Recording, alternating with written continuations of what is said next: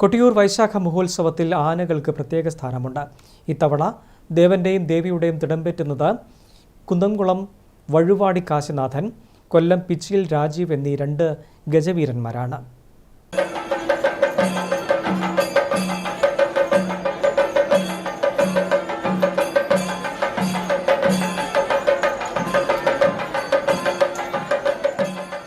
നിരവധി പ്രത്യേകതകളുള്ള കൊട്ടിയൂർ വൈശാഖോത്സവത്തിൽ പ്രത്യേക സ്ഥാനം ഗജവീരന്മാർക്കുണ്ട്. ശീവേലിക്ക് ദേവീദേവന്മാരുടെ തിടമ്പെഴുന്നള്ളിക്കുന്നത് ഗജവീരന്മാരുടെ പുറത്താണ്. കൊട്ടിയൂർ ദേവസ്വത്തിന് ഇപ്പോൾ സ്വന്തമായി ആനയില്ലാത്തതിനാൽ ഉത്സവാവശ്യത്തിന് വാടകയ്ക്കാണ് ആനകളെ കൊണ്ടുവരുന്നത്. കൊട്ടിയൂർ ചന്ദ്രശേഖരനായിരുന്നു മുൻപുണ്ടായിരുന്ന ആന.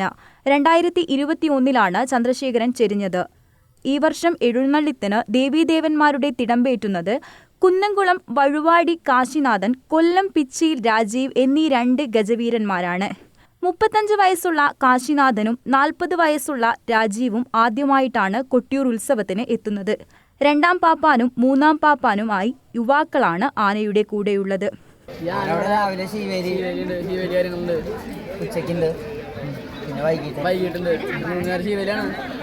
കൊടുത്ത ചടങ്ങ് കാര്യങ്ങളൊക്കെ ഇവിടെ 2 ആനുണ്ട്. PC രാജീവുണ്ട്, പരിപാടി കാശാനുണ്ട്.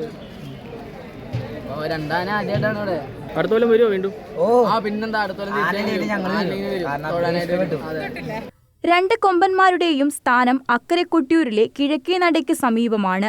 ബാവലിപ്പുഴയിൽ നിന്നും തേച്ചു കുളിപ്പിച്ച ശേഷം കുറിചാർത്തിയാണ് കൊമ്പന്മാരെ തിരുവഞ്ചിറയിലേക്ക് ഇറക്കുക. ഭണ്ഡാരമെഴുന്നള്ളത്ത് അക്കരെ പ്രവേശിക്കുന്നതോടെയാണ് ആനകളും അക്കരെ കൊട്ടിയൂരിലേക്ക് എത്തുന്നത്.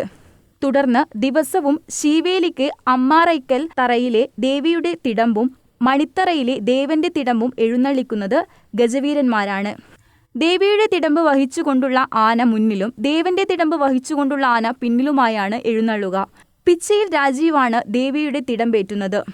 വൈശാഖോത്സവത്തിലെ ആരാധനാ ദിവസങ്ങളിൽ സ്വർണം, വെള്ളി, നെറ്റിപ്പട്ടങ്ങൾ അണിയിച്ചാണ് ഗജവീരന്മാരുടെ എഴുന്നള്ളത്ത്.